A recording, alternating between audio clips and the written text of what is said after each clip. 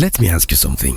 If I told you that a country with no port, under Western sanctions, under EU sanctions, fighting an active jihadist insurgency, decided to build one of the biggest highways in Africa from its own pocket and completed the first 70% in less than 40 days, would you believe? Probably not. But here is the thing, it happened. December 2025, Burkina Faso. And that road, that 332 kilometer 8-lane expressway didn't just connect two cities. It cracked open a secret that most African presidents already know but don't want you to talk about. Today we are going to decode all of it. See, I'm going to show you the scam, the money trail, and why one young military president just turned the whole model upside down. So stick with me because this one gets layered. Now let's go back to the basics for a second. Burkina Faso got its independence in 1960. Between 1960 and 2022, that's 62 years, the entire country built roughly 3,000 kilometers of paved roads across the country in 62 years. Now, to put that in context, the distance between Accra to Cairo, it's about 4,400 kilometers. So Burkina Faso had barely enough road to cover that route, but spread across an entire landlocked nation of 23 million people. So, was this an accident or was this a system? Because here is the African Development Bank's Infrastructure Index. The AIDI actually shows Burkina Faso's infrastructure score in 2024 was 22.11 out of 100. And that's the highest ever recorded score. 62 years of independence, of development, and that's their best number, 22.11 out of 100. So the question isn't just why is Burkina behind? The question is who benefited from keeping it that way? Stay with me, I'm about to show you.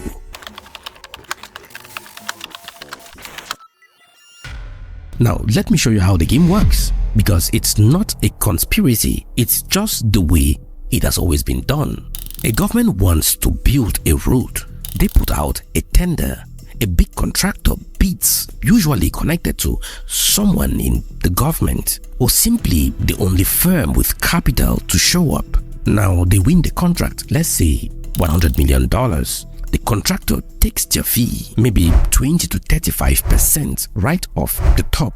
Then they subcontract that same project to another firm. That firm takes their cut. Maybe they import equipment from abroad, triggering import duties, logistic cost, freight charges, and by the time someone actually pours concrete, you are working with maybe 40 to 50 cents of every dollar. And if that project runs over budget, back to the government for more. If it takes 10 years or two, delays, technical challenges, environmental assessments. Now, here is the key thing, and I will say this carefully because this is not about blaming one person or one country. You see, most governments know about the system. They know it's broken. They know it doesn't work. They have read the reports. They have read the audits. The World Bank has documented it. The African Development Bank has documented it. The EITI, the Extractive Industry Transparent Initiative, has estimated that Burkina Faso alone lost $4.9 billion through illicit financial flows in its gold sector over a single decade. Now, $4.9 billion lost, not stolen in one dramatic heist, just leaked slowly, systematically, legally, and roads are no different. It's essentially the same machine, designed to look like development while converting public money into private profit. You see, the question Traoré asked, and I think this is the question that actually scared people. His question was simple. He asked, what if we just didn't use contractors? You see, when Traoré first announced he wanted to build a highway between Ouagadougou and Bobo-Dioulasso, Burkina's two biggest cities, the response from the old system was entirely predictable. Contractors told him it would cost about 3,000 billion francs CFA. That's roughly $5 billion for one road. 3,000 billion. For a country whose entire annual government budget is a fraction of that. Now, some of those cost estimates may have been inflated deliberately. The old quote high, so the project looks impossible and the alternative looks ridiculous move. Classic. So Traoré didn't negotiate. He went entirely around the whole system and created something called Faso-Mebo, which roughly translates to our Burkina or Burkina by ourselves. He acquired 204 heavy machines, bulldozers, excavators, graders, dump trucks. Then he did something that completely surprised me when I read about it. He trained young Burkinabe men and women to operate those machines. Not expert engineers flown from France or China. Youth, local youth, people who may never have touched those kind of equipment before. And then he pointed them at 332 kilometers of land between his country's two biggest cities and said, build. Now, here is the question I want you to sit with, because it's not rhetorical. If this was possible in Burkina Faso, why hasn't it been done before? What does it actually take to break this model? Now, I will come back to that, but first I need to show you where that money came from, because this is where gold enters the story and the story becomes way more bigger.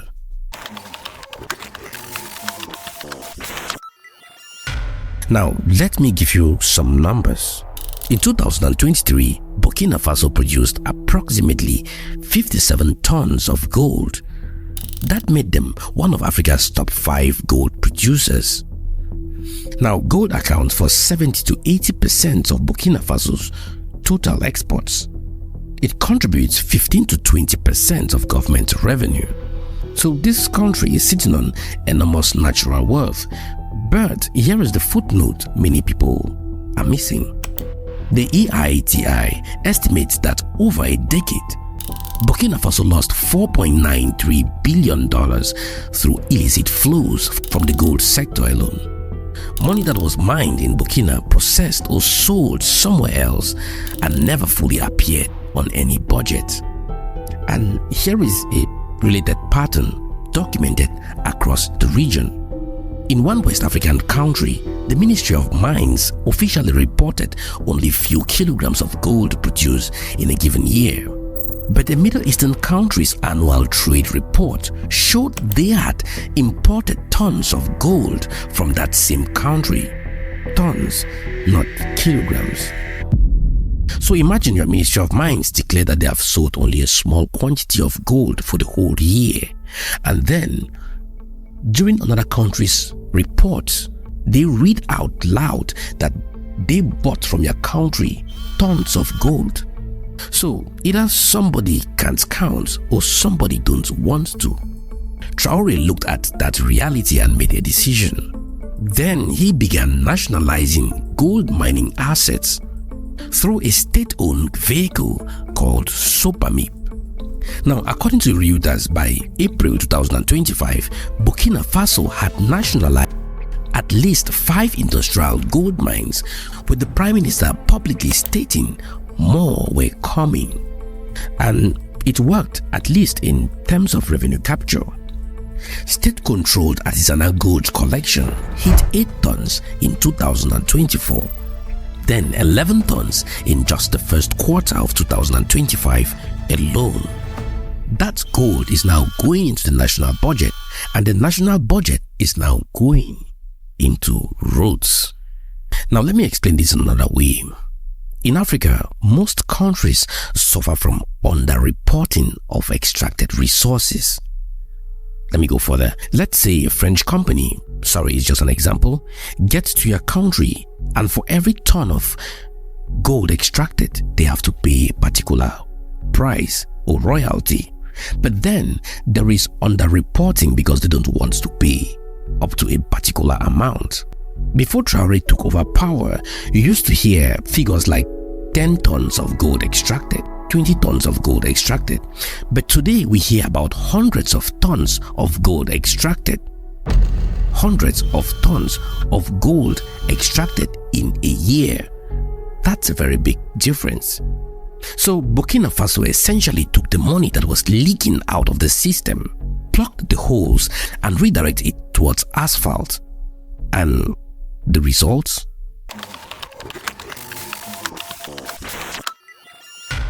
On December 15th, 2025, construction officially launched. By the time BFTV filed their progress report, roughly 40 days later, the numbers were wild. 232 kilometers had been cleared and shipped, about 70% of the entire project in 40 days. Workers weren't on a 9-to-5 schedule. According to a site engineer interviewed on BF1, they were working day and night, 7 days a week, at what he described as an infernal rhythm. The project specs: 332 kilometers, 8 lanes of expressway, a 100-meter right-of-way, 9 interchanges, 28 overpasses, total budget 200 billion CFA francs, roughly $357 million. Now compare that to 3,000 billion that contractors originally quoted. You see, that's like a builder quoting you $3 million to renovate your kitchen, and then you do it yourself for $357,000. And before you say, yes, but is the quality good? That right there is a fair question. We are going to flag that in a moment. But before we get to that, there is a regional dimension to this that changes everything.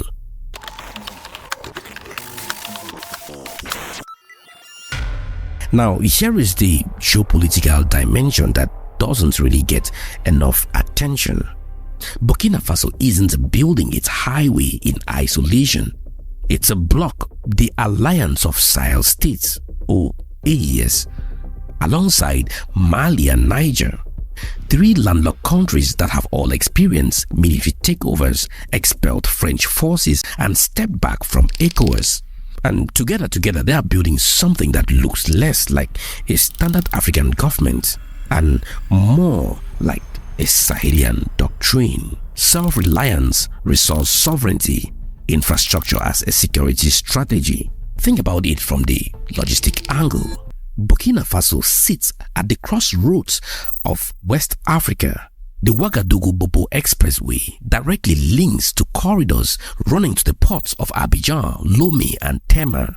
You improve that road, you improve Burkina's leverage in regional trade. You improve the entire Sahel's access to the coast. Now critics, and they're legitimate ones, will say yes, but Traoré is a military leader. He's under sanctions. There are active security crises across much of the country. Can this model actually hold? And that's a real tension. Resource nationality without real accountability can just relocate corruption inside the state rather than removing it. A road built fast under military command may not have independent quality audits. All these questions are worth asking, but there is a counter question. The old model had accountability on paper. It had international oversight on paper, and it still produced $4.9 billion in leakages and only 3,000 kilometers of paved road within 62 years. And when we talk about the $4.9 billion in leakages, we know this value can be far more bigger than that, but we're just referring to documents that are verifiable. So that's not rhetorical. I want you to actually think about it, because the answer shapes everything about how we evaluate what's happening here.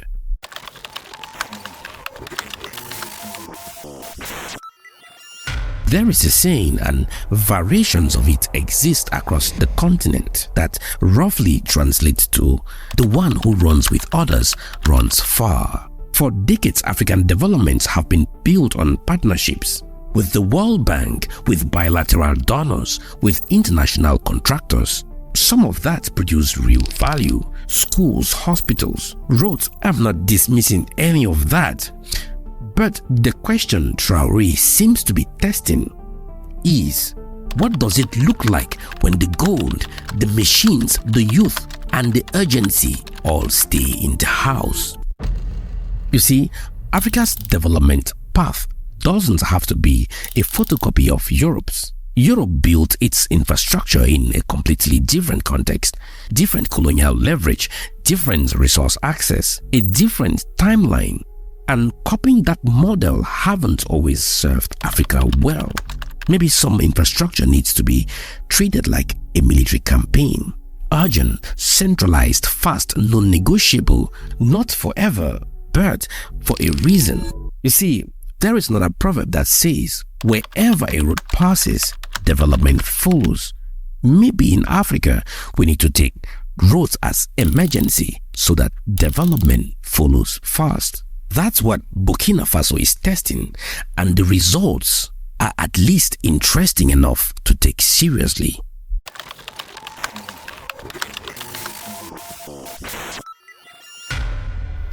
Now, let me be skeptic for a second, because that's part of my job here. First, speed isn't quality. Clearing 232 kilometers of land in 40 days is impressive, but will the finished roads meet engineering standards? Will there be proper drainage, maintenance plans, bridge safety audits? These are open questions. Second, the model depends on gold. If gold prices fall, and they do fluctuate, or if new security disruptions cut mining output, the financing model becomes fragile. Infrastructure funded by a single commodity is a familiar African vulnerability. Third, military governance concentrates power. When the president, the budget, the procurement agency, and the military engineering unit are all under one chain of command, the risk of non-transparent spending doesn't disappear. They just relocate. These are real concerns, not Western propaganda. Real concerns. But, and a very big but, I will balance all of those risks we just talked about against this. The old model had none of those risks on paper, and in practice, $4.9 billion leaked, just 3,000 kilometers in 62 years. You see, the real debate isn't, is Traoré's model perfect? The real debate is, what is the baseline we are comparing to, and who set that baseline?